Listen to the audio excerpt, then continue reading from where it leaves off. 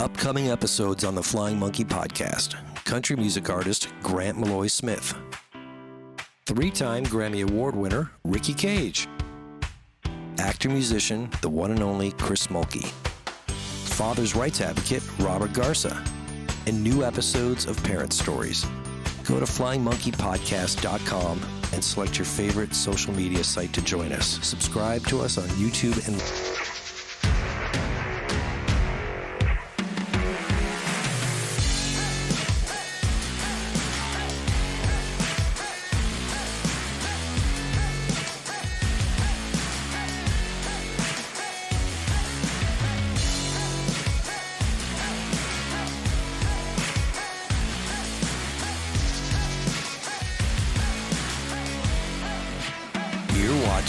the Flying Monkey Podcast. All right, folks, welcome back to another episode of the Flying Monkey Podcast. And today we have a mom with us who is fighting to be in the life of her child. And so welcome to the show. How you doing, Camilla? I'm doing okay. Hanging in there, you know? Yeah. Oh, I know. It's a daily battle. Some days are better than others, but when they've taken your child away from you, it's, I don't even know if there's a word to describe it. It's just devastating and debilitating and just it's very painful. Yeah, it's very traumatic, basically. Yeah. Every day we're living it just to keep going. So yeah, exactly. And we have to keep fighting. And a lot of parents give up too, which is very sad. It's pretty heavy duty stuff. Why don't we just start from the beginning with your story and kind of tell us what you've been through and what's going on and all that. Okay. So my son is 5 years old and we started our court case when he was 1.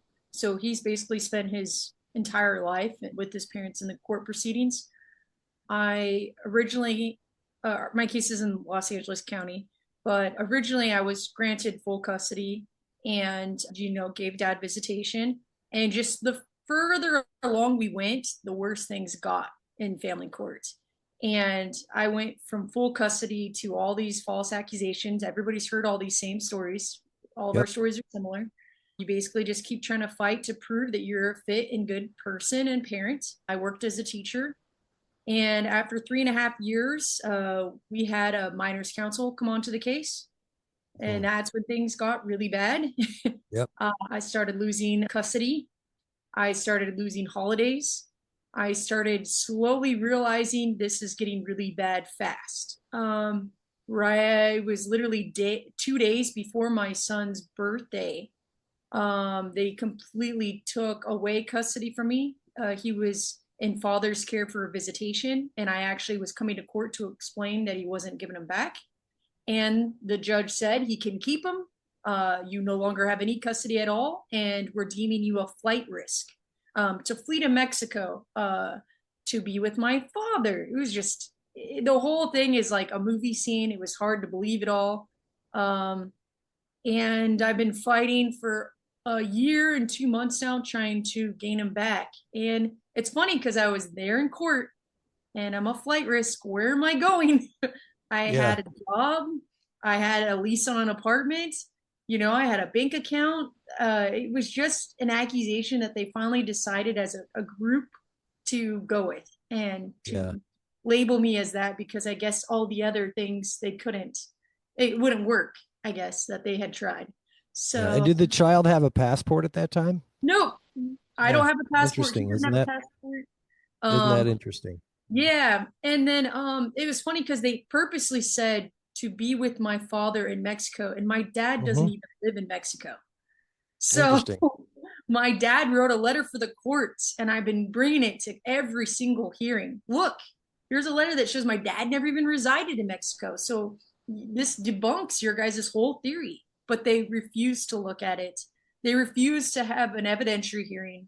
They refused due process, essentially. And it's been a nightmare. So then I started a YouTube channel, talking about what was going on with my case. I brought in people and interviewed them, similar to what you're doing. And then, what's the name of that? Just so folks can look into that too. Mother with the Voice is my channel. And I also gathered some folks together and we protested out front of the courthouse because I was upset, and they took my kid and how dare they? And the best I got at that point was supervised visits once a week. I was paying for that, but I was running out of the money. It's extremely expensive. How much do they charge for one session of supervised visitation? It's $60 an hour. And at Okay. that time, I was allowed 8 hours a week. And that totaled up to 1920. So $1,920 a month. I couldn't afford that. Yeah, no, that's insane. It was So insane. they're keeping their kid from a parent, Mhm. and they're making him pay $2,000 a month to visit Exactly. in a very unsafe and and it's unsafe because it's not necessary. What is it? I mean, the message to the child is, I can't see my mom or my dad without a I mean, quote unquote Yeah. police person overseeing me, and it's someone who's probably not even qualified in behaviorism and has no business doing that anyway. You should be able to be with your children and Yeah. go to the park and go for ice cream, go to the movies, go to the beach, go home and cuddle underneath the blanket and watch a fun Winnie the Pooh cartoon or whatever. And it's amazing what they do. You Yeah. know, It's really just silly because they didn't get me on neglect. They didn't get me on abuse. They got me on flight risk. And even then, I need to be supervised. It's like, this is such a joke. And so I went and did the protest. And 2 days after the protest, a temporary restraining order was granted for Dad on me, and then a hearing came forth, and they granted him a 5-year restraining order against me for publicly speaking out about my case, because according to them, it was coercing outside viewers to attack him. So I have a 5-year restraining order on me, and they included my son, even though there was nothing about how I've tried to hurt my son, spoke badly of my unbelievable. son. And that's your Yes. First Amendment right to speak out. I And you were mean, to be honest, he's not innocent in all this. He knows me very well. And for him to also help create these allegations. So he told them this information to help them articulate this story about a flight risk to flee to Mexico. They couldn't invent that on their own. He partakes in all of this. So I did mention him when speaking out. that's insane. And it's funny, because as you've talked to other parents as well, Oh yeah. and so have I. I've talked to hundreds, and I've looked over thousands of cases. Um, and it doesn't matter who you are. It just they're going to go after you, and it's usually the good parent, the qualified fit parent. Yeah. And none of these problems existed before you went into family court, right? And No. so you are a qualified, fit, loving, caring parent, and all you want to, all that's happening is the marriage is being dissolved, and you're separating and divorcing, and that's all that needs to be dealt with. And they end up turning it into this massive horror movie, and Mhm. it's nothing but abuse to everyone involved, and it's crazy. It's absolutely crazy.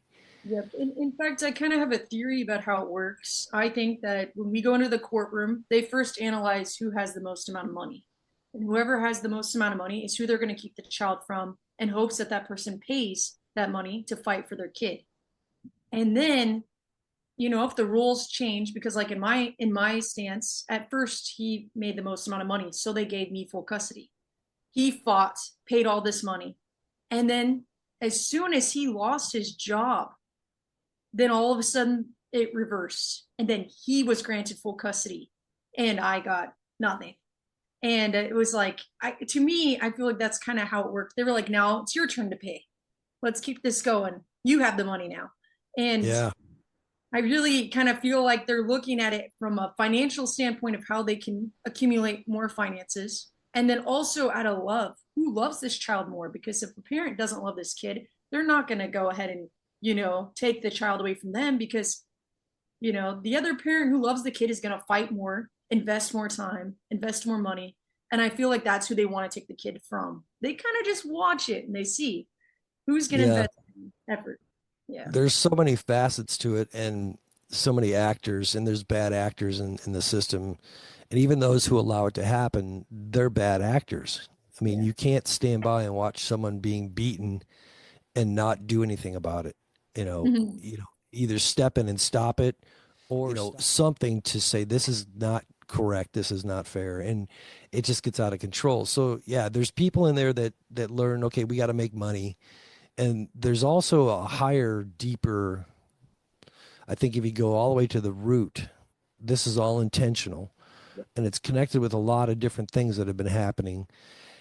And it's about destroying the family, destroying the kids, creating abused people that are have problems so they can get fed back into the mental health process, and then they end up in jail because they've been without a parent or the father, or they've been abused, and all these different situations. So some know exactly what they're doing and some don't, but the folks who started this knew exactly the result, and this is the purpose. And it's horrible. And I can't believe, with so many people that have been speaking out and so many cases happening, that nothing's being done.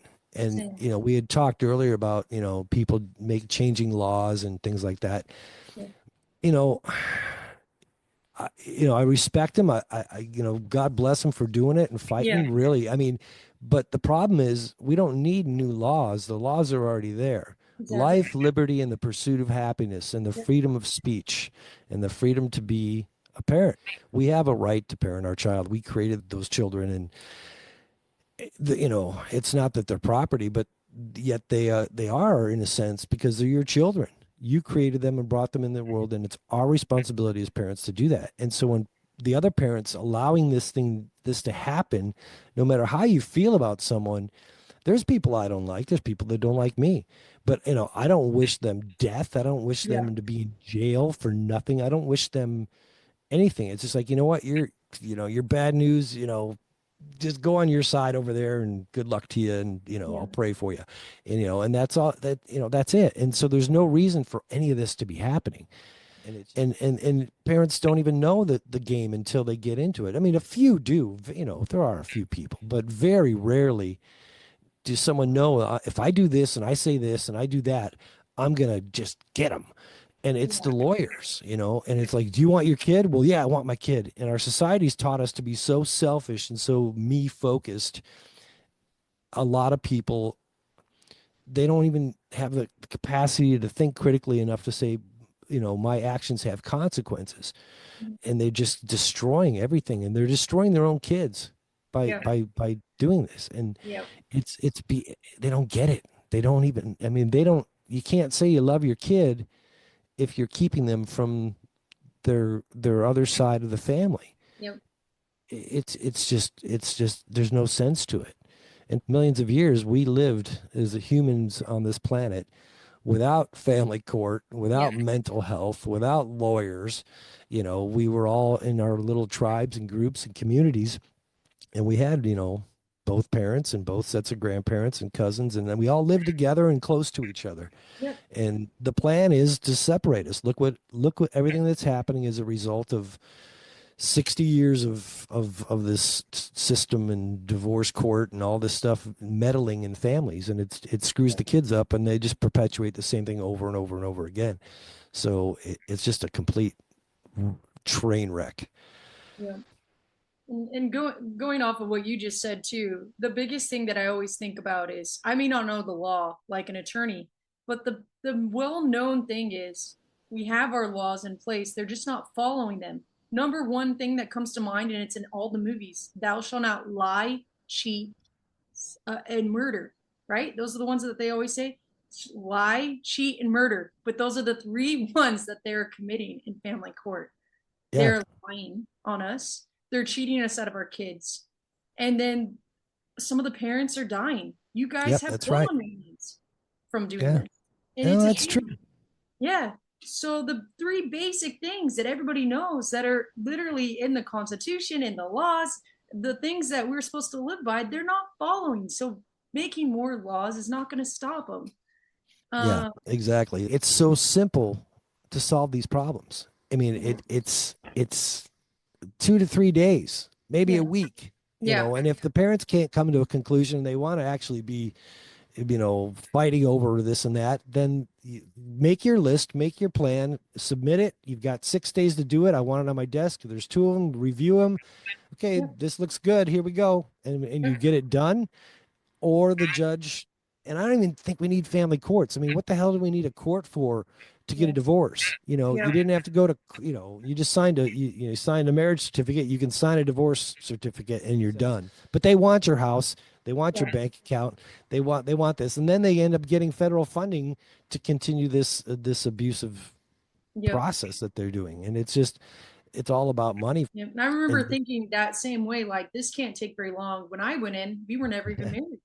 So I was like, great, we don't have assets to split. We're just going to discuss how we're going to, split visitation. yeah. And here we are. It's been over 4 years and our case is still active. I'm like, we are in this till my kid turns 18. This Well, is that's what they want. insane, you know? Yeah. It's just they find a way to just keep it going. And then not to mention family court. I've been in small claims court. I've been in we're about to go into probate court. I've been in civil court, and then I'm filing for federal court. It's like all of these different courts just to try and gain custody back of my kid. Like this is insane, you guys. It Yeah. shouldn't be this way. But if you do go to other courts, I hear the same thing. They can't overstep. You got to go back to family court. It's like, why can't you guys intervene? Come Well, on. they could, but they don't because They they don't. protect each other and they Yep. they know the game and the system and they want to keep their space and have their future. The power's gone to their head and they think they're all hot stuff. You're not rock stars and you're not kings and queens. You're just a person and you have no right to destroy these children. And they're Yeah. destroying children and then Yeah. they're destroying parents and then the grandparents and the aunts and uncles and the family. And they're destroying society because when you've got bad actors and kids that grow up a mess, they're just going to go out and perpetuate all kinds of problems. Yeah. And you're just making it worse. Yeah. So, you look at all the fatherless communities that exist, and as it grows and grows and grows across this globe, you got all these. It's a nightmare. It's a Yeah. total nightmare. Yeah, they're making this now generational, basically trauma. It's not just affecting us; it's affecting our kids, and it just it doesn't end. Also, yeah, the grandparents, the cousins, everybody else that's involved. I mean, this is Yeah, just almost like a disease that's just spreading. It's yeah, affecting so many, and yet nobody's talking about it. Nobody's doing anything about it. yeah, And I'm just wondering at what point do we have enough parents that are committing suicide where they realize this is an issue? Because I get it. It freaking hurts every day to wake up, to go to yeah, bed. We think about our kid every freaking second of our life. I stop just in a store seeing another person with their child and I yeah, go, that looks so nice. Wish I could have that, you yeah. know? No, I know. Or you start crying. Yeah, I mean, I wish I could write these when it happens because I live it too. And there's these moments that just are devastating. I mean, you're just driving and all of a sudden you see kids playing in the park and you're like, why can't my son play baseball? It's yep, insane. It's totally insane. But the thing is, that's why I come back to this saying it's intentional. This is intentional. This is not a mistake. They blatantly break the laws and don't follow the rules and don't enforce their orders. And it's on the record. And they just go ahead and do it anyway, which shows you the arrogance they have and the evil intent they have. And they are either, they're just, I don't even know. You could put a million different labels on them, but it's just no good. So where does it stand right now in your case? I mean, do you get to see your child or yeah, so I currently have supervised visits only once a month for 4 hours. I live in another state now, so I make the flight over there. I pay the $240 a month to see him, in wow. addition to the flight, in addition to the rental car, in addition to a place to stay, all that to see my kid because at the end of the day, I understand some parents are choosing not to because they want to make a point that, we shouldn't be paying to see our kids. And I agree, we shouldn't. But I feel grateful in a sense that I get to see him when some don't. So I'll suck it up, pay that money, and then it reminds him every month that I'm still trying. So Yeah, yeah. And yeah. how is your interaction with him? So I'm fortunate enough that my son's only 5. I've heard a lot of other parents, their kids are older and they've been brainwashed essentially to Yeah. dislike them. My kid is young. That hasn't happened yet. Okay. I'm very grateful for that. Um, I have noticed some changes in him though. If I go to hug him or kiss on him, he just kind of freezes. He doesn't know how to show that same love back. And I've looked it up online, and it's basically meaning he's not getting loved at home. So he doesn't know how to show that same affection back now. Yeah, Yeah, that could be it, but it also could be don't do that. it's Being true. told that. So, I mean, that's why I talk about the mental health thing. It's, they put out a lot of sound things that sound good, but Yeah, it's not necessarily true. Everything is based on behavior, and behavior is learned. yeah, So we learn, people act the way we imitate our atmospheres, I guess is the easiest way for people who can't comprehend the logic behind the behind the yeah, truth of it all. So yes, he could be imitating his atmosphere where there's not much affection and all that, or it yeah, could be that he's being told it's true. that something something something that makes him fearful, and It's true. there's consequences to anything that they do. So they're stuck, But one Yeah, thing to realize too, just so you know, no matter what ends up happening or how far it goes, hopefully it'll end soon. The attachment is always there, even if they're not showing it. So when kids are rejecting their parents and saying, you this and that, and I don't want to, that doesn't mean they don't love you, and that doesn't mean that the attachment's there. So if you could remove them from the abusive situation they're in, it would click, yeah. I've read click about that. back. And it just takes time, and not a lot of time. There was a study done years ago, and there were monkeys, a monkey community in a research thing. They were watching and studying their behavior. Yeah. So, separated, had mom and babies were together. They attached, then they separated them for a time, and it was a substantial time. And then when they reintroduced them, within every baby found their mom immediately. I mean, Oh, within seconds to minutes. So, how is that possible if there's not a natural attachment, right? yeah, So, that's how strong our attachment systems are as human beings. And that's another part of this whole scheme that they're doing is that they know it affects our attachment systems. So, they separate us. That's why they separate the family. They put the kids there, separate them, take your parents, throw them in a home. All this stuff that we think is good to make our lives better is not. It's designed to separate us and damage our attachments. And then we're a wreck. So that's food for thought, folks. We can talk. We'll touch base on that another definitely. time. And then and forcing us to go to supervised visitation and pay for it. Yeah. And it's like slavery. It's It's super frustrating. uncomfortable. Yeah, it's Well, uncomfortable that's having what they children want. affect you. Yeah, you can't even enjoy your time at its Well, full depth when yeah, something's proven. and we can't attach if we're not comfortable. Yes, exactly. So that's Yeah, the reason they do it. Remember, so makes sense. there's some serious behavioral theory and learning theory and attachment theory that all explain everything that they're doing, why they're doing it, and why it's happening. It's Yeah. pretty messy. But there's another thing that I wanted to talk to you about that I thought was super cool because I for my kid I wrote a book too. I wrote a book and Oh, I that's didn't cool. publish it for everyone. It was for him, That's but great. and it worked really great, and and so you wrote a book, a children's book. So I wanted to talk Yes. about that. Tell us about Yeah. that. So I wrote a children's book called "The Connection That Can't Be Erased." It's sold on Amazon. Um, it's available on Kindle, and then it's available on paperback. And I wrote it so that my son could understand what parental alienation is, how I'm being kept from him instead of choosing to be away from him. There's obstacles that are basically making this possible, and I do make it at an elementary level, so it's told from the perspective of the child and how he must be feeling and how Hmm. he's adapting to basically his new life from being taken from mom and put into dad's care.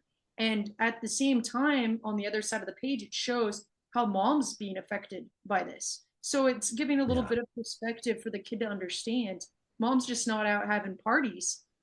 She's hurting because Yeah. Oh nonetheless. yeah. Once I released that book, I did get some folks that are going through it contact me and say, it's not just moms, it's dads. And I go, you're right, it's dads. So I'm working on the second book about a dad being alienated from his kids, and it'll be out probably next couple weeks. So Oh, that's really cool. All right. yeah, yeah. So your next step is you and I need to connect, and I'll write the Okay. music and the songs, and Okay. we'll do a cartoon. Oh, that'd be cool. Yeah, yeah, that'd be really That would cool. be, it would be fun. I'm not much of an illustrator. I used AI for all my drawings, and it was Yeah. definitely a learning experience. But I feel like anything's possible. There's as Oh much as yeah. we can do to get, the awareness Well, out there. we can get we get a third party to do that work. So whatever. It Sounds takes good. a team anyway, right? So It you know, does. It takes a team. I mean, I it got all does. sorts of ideas I wish I could do. So, yeah. Yeah, yeah, I wrote a song, but I have it's also hard to perform it and play it too. It just, it's tough. So when you're writing that stuff and you're expressing it, it's sometimes it's hard to complete. So that's really good that you were able to Yeah. do that. I know 'Cause- exactly what you mean. I pretty much cried the entire time writing yeah. my kid's book. And it's gotten to the point where I don't even like to read it. And I'm Yeah. so grateful. I've been on another, podcast where they wanted me to talk about my book, and they said, "You want to read it to us?" And I was like, "I'd rather not." No, you It just can't. brings No, back no. those feelings. Well, is there an audio book version of it as well or no? I don't have the audio. That's actually a good point. And I do hope to make a third book eventually, because I'm trying to basically do like elementary, the next book is middle school, and the third book I want to do for high schools.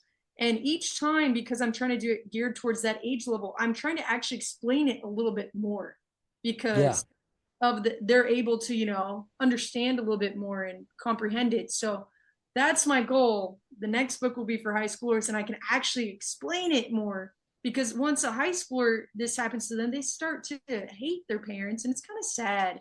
So I Yeah. hope that Well, it helps parents to reconnect with their kids that way too. yeah. So And the sad thing too, the schools are involved in this as well. So, yes. I mean, it's Mhm. so much you know, what's the word I'm looking for? From all angles, they're getting pegged and hit and Yeah. pushed away from their parents and told these things are right. And it, Yeah, I think the only thing I wanted to say is I actually worked as a teacher when all this happened, and the restraining order being slapped on me actually makes it to where I can't go back to work. Um, really, yeah, because they included my son on the restraining order. And when you go and apply for a job, if do the background check, they get questioned like, why is your kid involved in that restraining order? And they start to make assumptions like, oh, she might not be oh, safe with kids. So it's kind of put that barrier up on me. But that's okay. I need this time to kind of for myself, because I don't know if I'd do too well anyways. When I was at the end working as a teacher, my kid was taken. Uh, I kind of would be around those kids, and it'd make me more emotional. And sometimes I'd be sad because they remind me of him, or I can love on this kid, but I can't love on my own. It was just a it's hard. whole mindset that was really difficult to live with. So Yeah. I needed that break, I think, from working with kids, anyways. Yeah. Well, plus it's debilitating what they do to us. So Yeah. it's so abusive, and you can't function sometimes just normally or on a normal level because Yeah. it's PTSD, Yeah. it's all kinds of trauma. So, it's pretty horrible, Yeah. so, but Camilla, thank you so much for coming on Okay. today and Thank you. talking with us and sharing your story. And everyone check out her book Okay, and see it. cool. That'd be And cool. hopefully, when you're getting close to doing the next one and any updates, or let us Okay. know and we'll have you back on, Sounds good. and just keep praying and fighting and working together and try to, that's the one thing I'd like to see too, is more unity, more Yes. people working together Yeah, to just get this to stop, exactly. Yep, we all so need to come together. That's the only way. yeah, it is. It has to be done. So, and there's some people working on it, but again, Yep. they're on their own path and their own way for their own reasons. So we needed to kind of Mhm. have a bigger group. Yeah, yep, So, yep. all righty. Thank you Okay. very Well, much. thank you Thanks very for much having for me. being on the show. Yeah, no, thanks for coming on. We'll talk soon. Thanks for watching the Flying Monkey podcast. Like, follow, and subscribe to our social media sites on Facebook, X, YouTube, Rumble, TikTok, and Truth Social. You can also go straight to our webpage at www.flyingmonkeypodcast.com.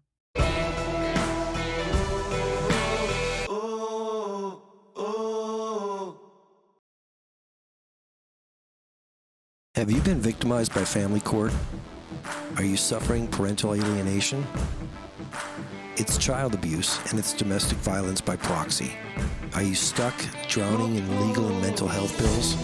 Get off the treadmill, escape the trap. With over 10 years of research, thousands of parent interviews and case studies worldwide, we have developed a system that works to help you get your kids back.